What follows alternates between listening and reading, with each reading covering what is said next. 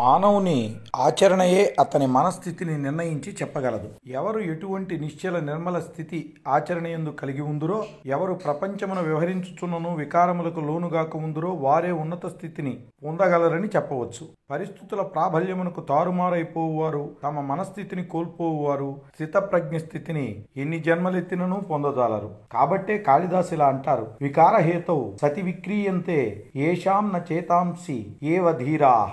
వికారములు కలుగజేయు వస్తువులు అంటే తప్పు ద్రోవన పట్టించు లేదా తప్పు ద్రోవన పట్టించి నడిపే వస్తువులు సమీపమున ఉన్నప్పటికీ ఎవరి చిత్తము వికారము పొందదో, ఎవరి చిత్తమునందు వికారము జనించదో వారే ధీరులు.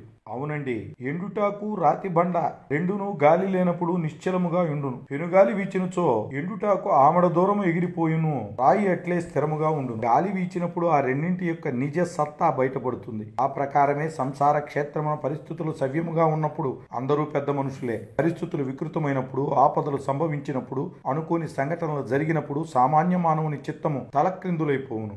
జ్ఞాని ఈ నాటకమంతా బూటకమే అని ఎగిరిన పండుటాకు వలె కాక స్థిరమైనటువంటి బండవలే ఏమాత్రము చెలింపుడు. అవి అంటే కష్టములు, కన్నీళ్లు, సమస్యలు, పరిస్థితులు అస్తవ్యస్తములైనను అవన్నీ కూడా స్వప్నతుల్యముగా భావించి ఆత్మయందే స్థిరముగా ఉండును. కావున ఒకడు జ్ఞానియో అజ్ఞానియో, దేవుడో దెయ్యమో అతని చేష్టలను బట్టి త్రుటితో తెలుసుకునవచ్చును. వేషధారుల అధికమైన ఈ రోజుల్లో అడుగులు జాగ్రత్తగా వేసి మంచివారి వెంట నడవవలసి ఉన్నది. లేదంటే గుడ్డివాని చేయి పట్టుకుని గోతిలోనికే పోవలసి వచ్చును. కాబట్టే బ్రతికినా చచ్చిన సత్యము మీదే ఆధారపడి ఉండుము. ప్రపంచములో అసత్యమే పాపము, అసత్యమే మరణము. కావున దానిని ఎలాగైనను విడిచిపెట్టి సత్యమును నమ్ముకునుము అని స్వామి వివేకానంద చెప్పిన హెచ్చరికను జ్ఞప్తిలో ఉంచుకుని మనము నిజ మనుషులమై జీవించదముగాక.